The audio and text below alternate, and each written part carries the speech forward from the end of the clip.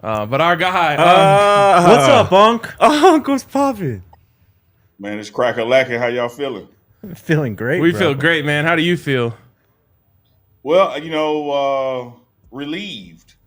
I don't know if it's like a weight off the shoulders or you just come from taking an awesome dump. Either way, you just feel lighter.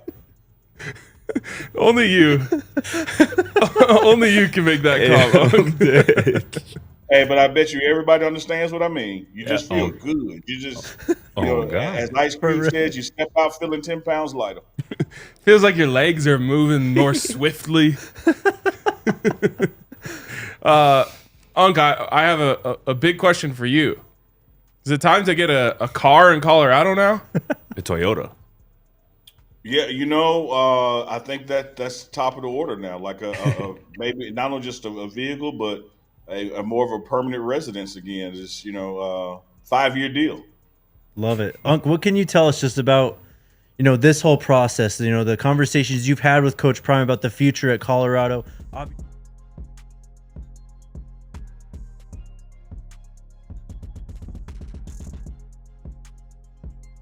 J Mack from Syracuse, New York, man, came all the way out to see my Colorado Buffs. What channel do you watch? They brought you out here. The pregame show. Never watched the college game till last season when Coach Prime came to Colorado. And I am in Colorado at Folsom Field. I am the Colorado Buffaloes auntie from Texas. Sweet treat. Hey, I've been following the pregame show. It's all about let's go Buffs. Way from Texas. Yes, sir. Watch you every single day. Nobody lays it down like Uncle Neely and the pregame show. Neely, pregame show behind the scenes of everything. And why does he get that kind of access? Why does he get that kind of access? Because trust is involved. You would never get the kind of access you desire unless there's trust and relationship. Trying to put you up on game. Unc, what can you tell us just about, this whole process, the conversations you've had with Coach Prime about the future at Colorado? Obviously, this moment is finally here, and it's 5 more years, but you're so close to Coach. What was it like just seeing him fall in love basically with Boulder in this program? Yeah, let me say this on the back end of that, Jake. I think that clearly because this deal has been signed, agreed to, that both parties are not just satisfied, they're happy with it. But I can also understand that when you see a guy like Deion Sanders, Coach Prime, as we know him, if he's taking a 10-point deal, knowing he's worth 14 plus, it just speaks to how much he loves Boulder and Colorado and wants to be here. Because if you look at all the ancillary things he brings to the table above and beyond winning football games, there's no doubt that the market can stand and deserves to pay him more. But when you see him take this deal, you just know this guy means with it when he says that he loves being here. He wants to be here. He loves this community, loves this school, loves working with this program. Because like I've shared with you guys and we've talked in the past during the season all the way through the bowl game, anything less than 10, is pertinent or insult when you look at who he is and what he brings to the table. And to see him sign a deal just north of 10, 54 total, in which he, Ryan, you and I talked, man, and it was in confidence, at the time. But I can say now that he was always willing for a lot of the money we put on the back end. He didn't need everything up front because he loves being here at this school. And I think that's why he and Rick George, shout out to Rick George for getting this done, were able to meet in that range, making him the highest paid in the Big 12, making him in the top 5 around the nation. But I'm going to tell you guys, the stuff that he has planned for this program, the stuff that's going to happen, by the time we get year 3 of this, that 12 in year 3, we're going to be renegotiating again happily. And it's going to go up because this team is going to be in the CFP, and this guy is going to be the first black head coach to win the national championship, all under this contract. Oh, God. Speak it into existence. Like, we completely agree with you. And I agree with you, too. I think in about 3 years from now, they're going to have to go back to the table, and rightfully so. And I think both sides are going to be willing to do that. Before you hopped on with us, Unc, we were talking a little bit about the impact that this might have on recruiting, both from the high school ranks and the transfer portal. Now that Coach Prime is locked in for the foreseeable future, and a lot of the negative recruiting tactics that other programs might use are, quite frankly, outdated. how much do you think this news today might impact recruiting from the high school ranks and the transfer portal here moving forward? I just want to add one more log on that, Scotty. You're reaching into that deep pocket, and just as I thought you were going to lean into it and go in a little deeper, you pulled out too soon. Pause. Did you see what his shirt is? Hey, hey, I got to tell you this, but Positive Message Clothing reeked out. They were watching the episode when I gave you props for giving me this wonderful Scotty Deep Pockets nickname, and my guy at Positive Message Clothing made me a Scotty Deep Pocket shirt. Ain't this fine? I'm loving it. And so here's what I mean by going deeper into their pocket. You left off one layer. You talked about high school. You talked about transfer portal. Guys, don't forget staffing. Do you know that when you're trying to hire people to come work for you and they think that you're going to be gone in a day or a year or two, how adverse that can be? And it just shows you what a great guy and salesman that Coach Prime Deion Sanders is, that even in a cloud of uncertainty, you get a Marshall Falk and a Warren Sapp to come.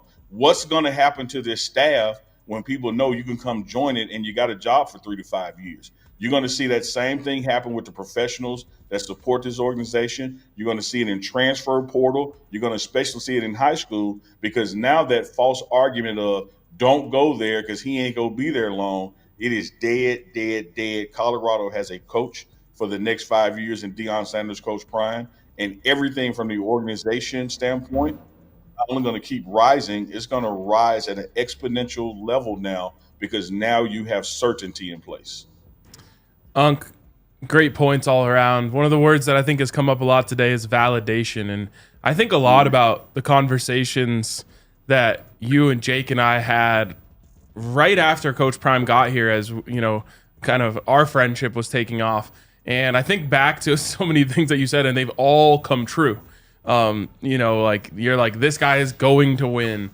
He's not just here for a year and he's going to jump for another job. He speaks his mind. He'll tell you like it is. If he wanted to go to the NFL, he wouldn't say he doesn't want to go to the NFL, you know, whatever it may be. I'm just curious how you're feeling today, you know, because I know, like you've experienced with us, every time you say something like this, there's someone around the corner saying, you're wrong, you're lying, you don't understand. You know, I did a show this morning, the morning run. We had Jason Phillips on and kind of broke the news live. Coach Phillips, the wide receiver coach of Colorado, longtime friend of Coach Prime. And I literally said to him, I don't know how many times people got to stop being wrong before they just give up on being wrong. You're 0 for 15 and still going for the same move again. Like, it doesn't work. This guy doesn't lie. And let me tell you this, Ryan, I appreciate Arcade the Flowers and they calling in this and the way I called it happen. I really do appreciate that, but it's easy to call it when you've seen him do it before. And that was without me knowing how much he was going to fall in love with Boulder, Longmont, Colorado. Like, he loves being here and he's committed to being here. When he was preparing to depart from Jackson State, you couldn't tell he was preparing to leave because he works his ass off every day. When you give him some stability and he knows he's going to be somewhere, that's why I'm telling you, this program is going to elevate now because he has peace of mind. There have been times where I'm having conversations with him, and yeah, he's coaching, yeah, he's all in, he's doing his thing, but there's always this but moment, like, we got to get this deal done. I don't know what's taking so long. Here, I said this before, Scotty, Jake as well. When I talk about like Coach Prime's health challenges over the years and how right now you got the healthiest, best Coach Prime you've seen, when you add in the fact that you got a Coach Prime that also doesn't have the burden of coaching, you know, 2 biological children on the team, when you add in the fact that now you got a Coach Prime with a 5-year deal, something he hasn't had in his coaching career standing on that, what kind of guy do you think you got now? Like, what do you think the rest of spring practice and fall camp is going to be like now? He's already said to us, we got Miss Peggy to a bowl game. That ain't the goal no more. The goal is to win the Big 12 championship. And here's what I think people don't hear when he says that. When you win the Big 12 championship, you're in the CFP. Playoffs. So the goal is to go to the college football playoffs this year. Anything short of that is a failure for him. I love his attitude. I love the way he works. I love the way he calls it like it is. He doesn't sugarcoat it, and people ain't used to that, so they always think it's something else, Ryan. They think he's lying when he's telling you what he's thinking, right? Facts. Unc, I mean, we're in spring break right now. I mean, you're back home. Coach Prime's probably not on campus either. But what have you seen from the first couple weeks of spring football? How Coach Prime, has embraced, this opportunity to coach this football team. Of course, without his sons, it was always going to be a change, and we talked about that change for him. And he talked about it too. He didn't know how he was going to feel, how he was going to like it. Just what have you seen from him these first 2 weeks of spring football? One of the things I think that's consistent about Coach Prime across the board is he's not a guy, if you're in the opposition, he's not a guy you want to give time to.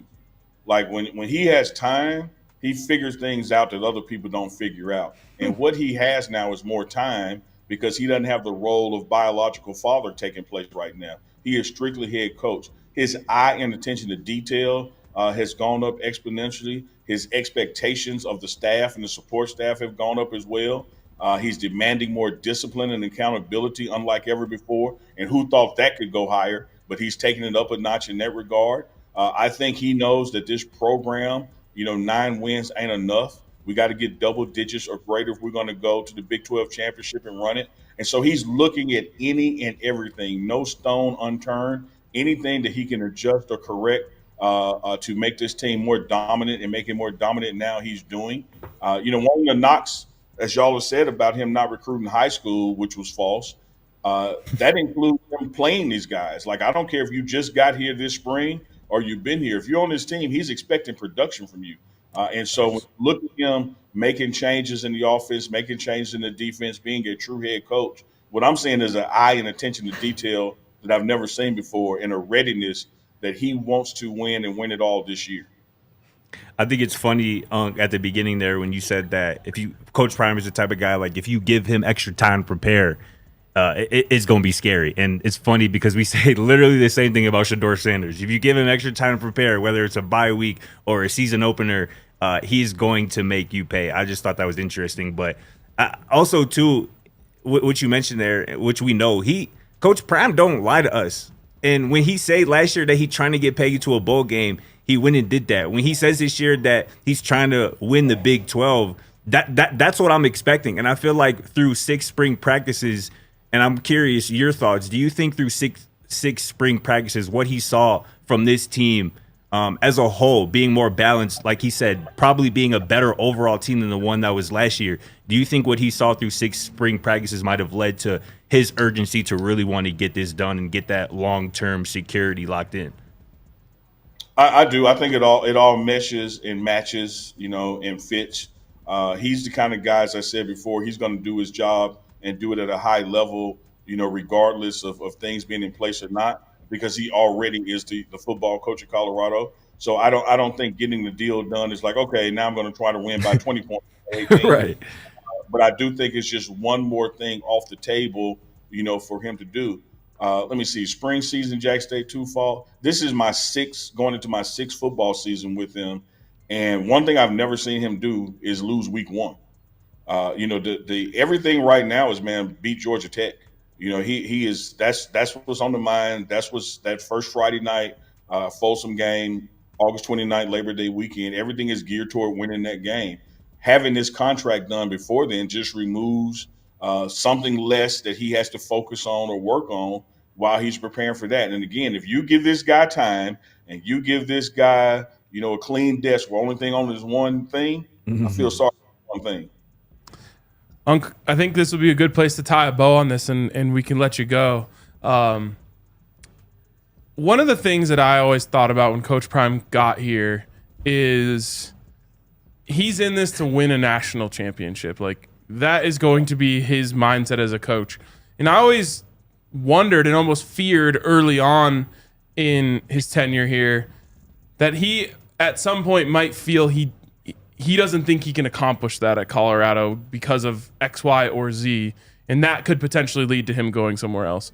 This, to me, today and over the last couple of years has shown what he could already do here. Almost kind of tells me Coach Prime does believe that he can win a national championship at Colorado. Would you agree with that?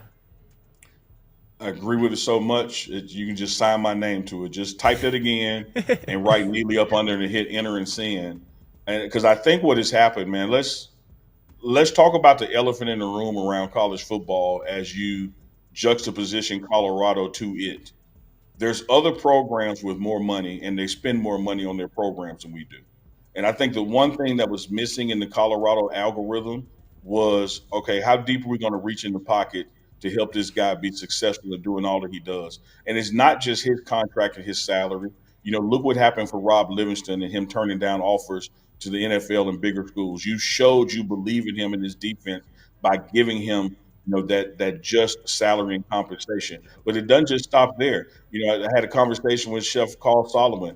$2 million budget to feed the football player, bigger than it's ever been before.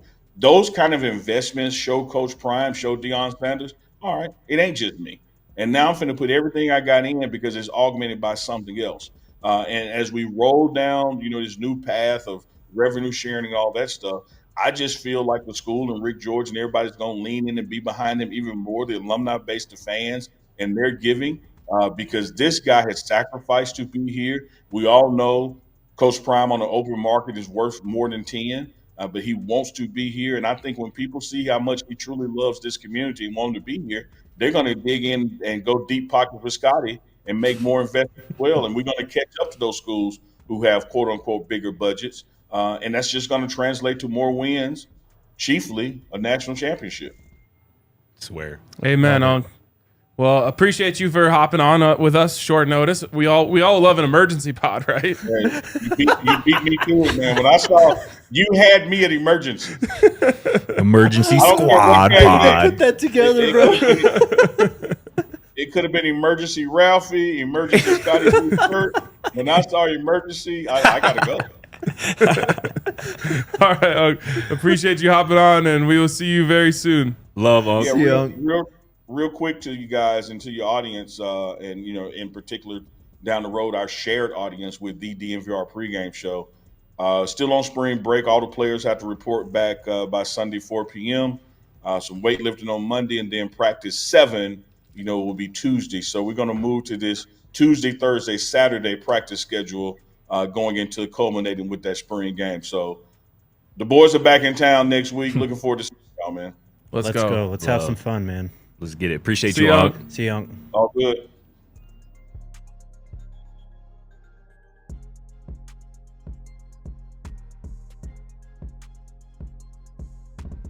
So where y'all from? We up from Miami, Florida. All the way from Miami. All the way from Miami. Appreciate y'all coming, man. Hey, man, we love what you guys are doing, man. We want to support you in every way. Appreciate your family. And we're recruiting at home. Everything we see at home, we bring it this way. My man. You gotta believe. Dude, we've been believing since day one, That's why I dog. gave them to Remember you. back in Jackson State? We've been believing with you in the pregame show.